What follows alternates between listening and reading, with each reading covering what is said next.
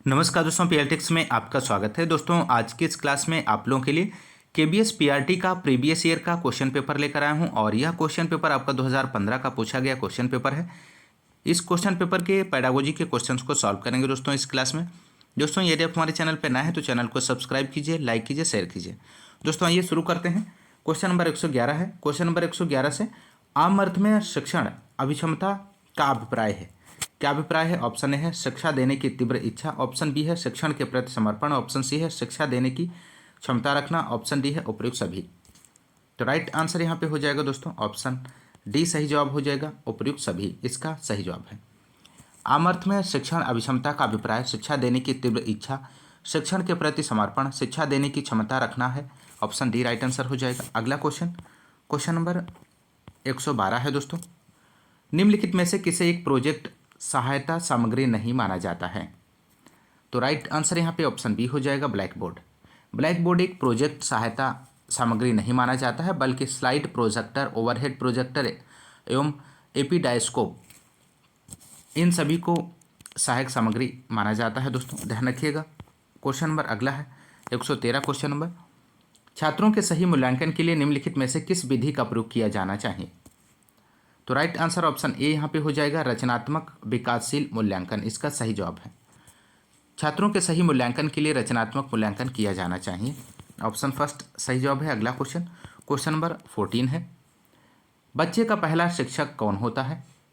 तो right answer option C हो जाएगा, माता पिता। बच्चे के पहले शिक्षक माता पिता होते हैं। माहौल, परिवेश और शिक्षक द्वितीय शिक्षक होते हैं। ध्यान रखिएगा। अगला क्वेश्चन नंबर 115 है। एक शिक्षक को समाज में सम्मान मिलना चाहिए जब वह, ऑप्शन ए दिया गया, एक आदर्श जीवन जीता हो, ऑप्शन बी है निष्ठापूर्वक अपनी ड्यूटी करता हो, ऑप्शन सी है प्रभावकारी तरीके से पढ़ाने में सक्षम हो, ऑप्शन डी है उपयुक्त सभी। तो इस क्वेश्चन का दोस्तों राइट आंसर होगा ऑप्शन डी, उपयुक्त सभी इसका सही जवाब है। एक शिक्षक को समाज में सम्मान तब मिलना चाहिए जब वह निष्ठापूर्वक अपना कार्य करता हो, एक आदर्श जीवन जीता हो और प्रभावकारी तरीके से पढ़ाने में सक्षम हो। ऑप्शन डी सही जवाब है। अगला क्वेश्चन नंबर 116। शैक्षणिक दौरे के दौरान अपने बच्चे से आपकी क्या अपेक्षाएं नहीं होनी चाहिए? तो राइट आंसर यहाँ पे हो जाएगा ऑप्शन ए, इसका सही जवाब है। बच्चों को दौरे का आनंद लेना चाहिए। यहाँ पे ऑप्शन ए राइट आंसर हो जाएगा। अगला क्वेश्चन नंबर 117 है।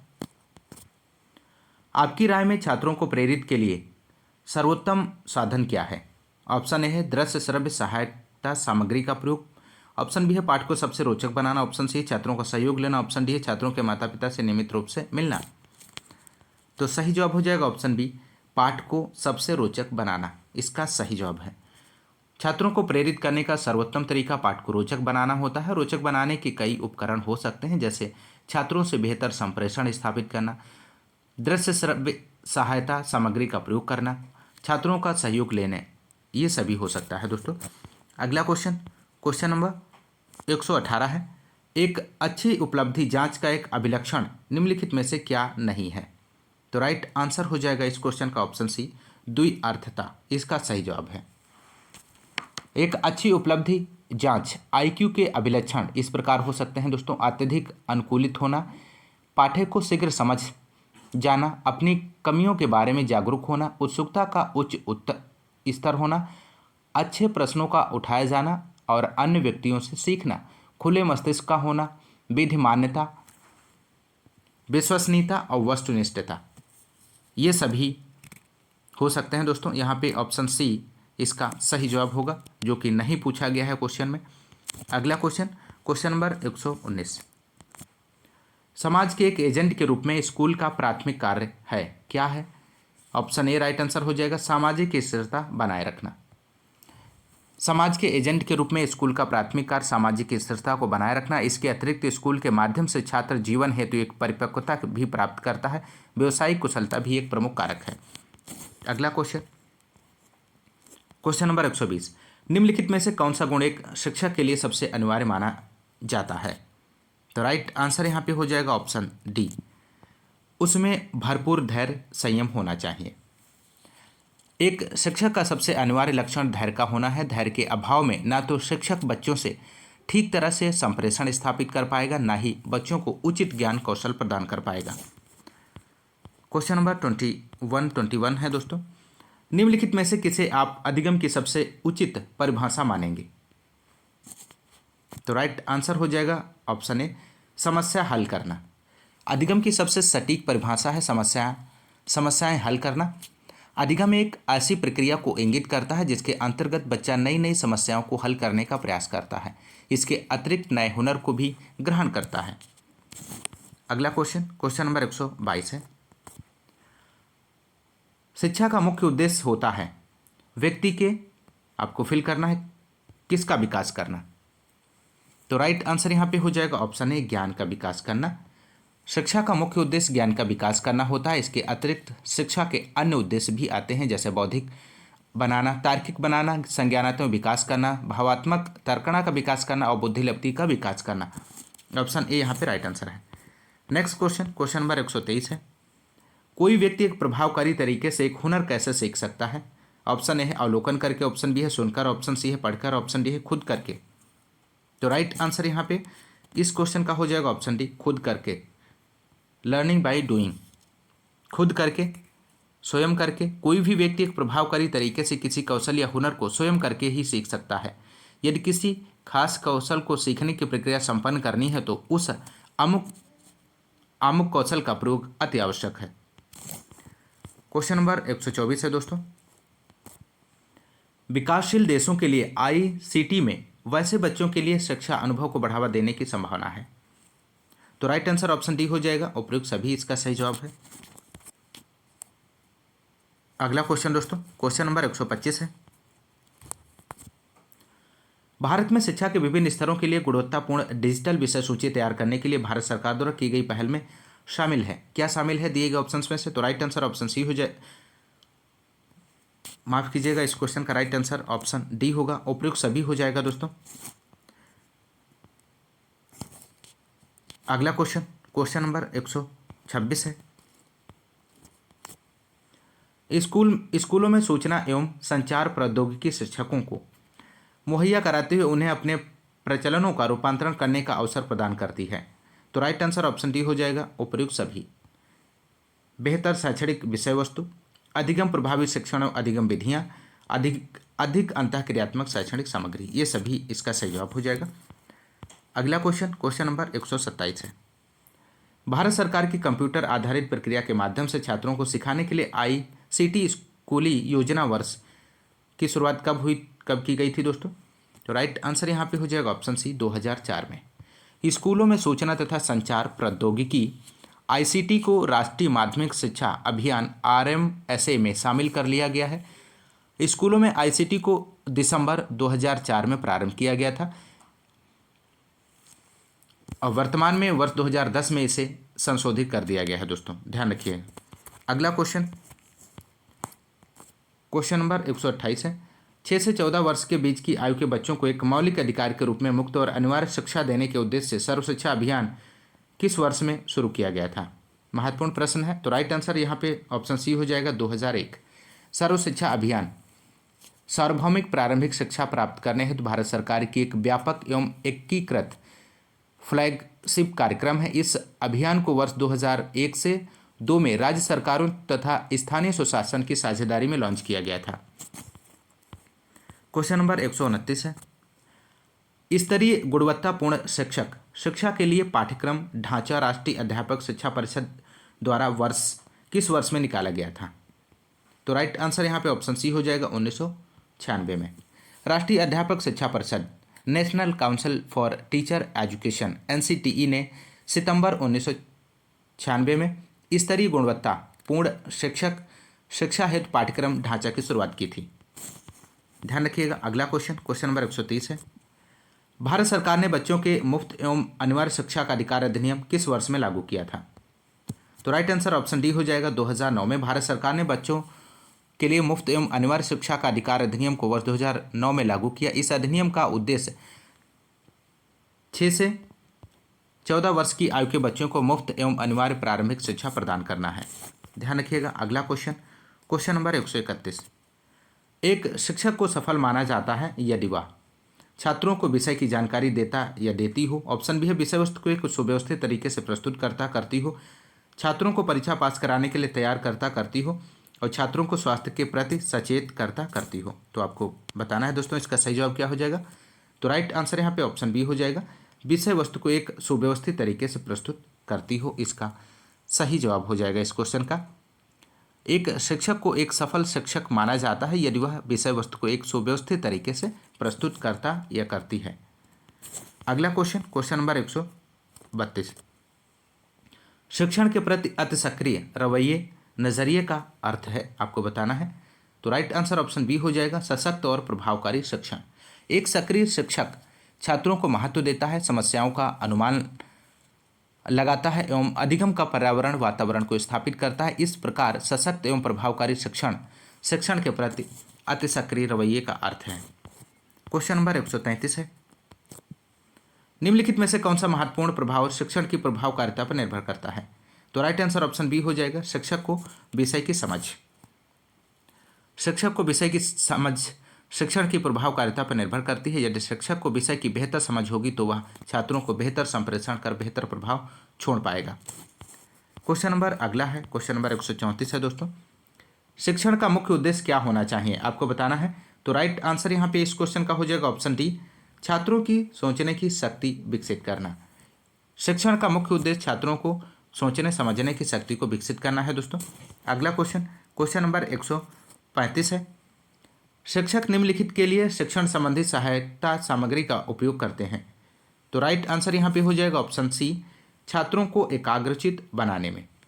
छात्रों को एकाग्रचित बनाने हेतु शिक्षण संबंधी सहायता सामग्री का प्रयोग करते हैं। कई बार शिक्षक मुख्य पाठ्य सामग्री को रोचक इसलिए बनाने का प्रयास करता है ताकि छात्रों में एकाग्रचित्तता लाई जा सके। क्वेश्चन नंबर अगला है 136 है, छात्रों में श्रम मेहनत की भावना विकसित करने के लिए एक शिक्षक को क्या करना चाहिए। तो राइट आंसर ऑप्शन फर्स्ट हो जाएगा, मेहनत करने वाले लोगों का उदाहरण देना चाहिए। छात्रों में श्रम मेहनत की भावना विकसित करने हेतु छात्रों को मेहनत करने वाले लोगों का उदाहरण देना चाहिए। हालांकि इसमें अन्य रणनीतियां भी सहायक हो सकती हैं, जैसे कठिन श्रम पर कोई कहानी, कठिन श्रम पर व्याख्या। ऑप्शन फर्स्ट राइट आंसर हो जाएगा। अगला क्वेश्चन नंबर 137, किसी हिल स्टेशन की यात्रा के दौरान यदि आपका एक छात्र किसी वृद्ध महिला के साथ दुर्व्यवहार करता है तो आप क्या करेंगे। तो राइट आंसर ऑप्शन सी हो जाएगा, अपने छात्र को उस वृद्ध महिला से माफी मांगने के लिए कहेंगे। ऑप्शन सी राइट आंसर है। अगला क्वेश्चन नंबर 138 है दोस्तों, यदि बुलाए जाने पर कुछ छात्रों के माता पिता अभिभावक आकर शिक्षक से नहीं मिलते तो शिक्षक को क्या करना चाहिए। तो राइट आंसर यहाँ पे ऑप्शन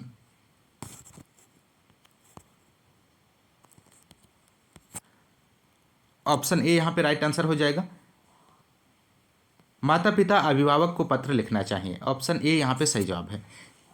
अगला क्वेश्चन नंबर 139 है, समूह में और सहभागिता द्वारा सीखने के अभ्यासों को यहाँ पे राइट आंसर हो जाएगा ऑप्शन सी, प्रोत्साहित किया जाना चाहिए, इसका सही जवाब है।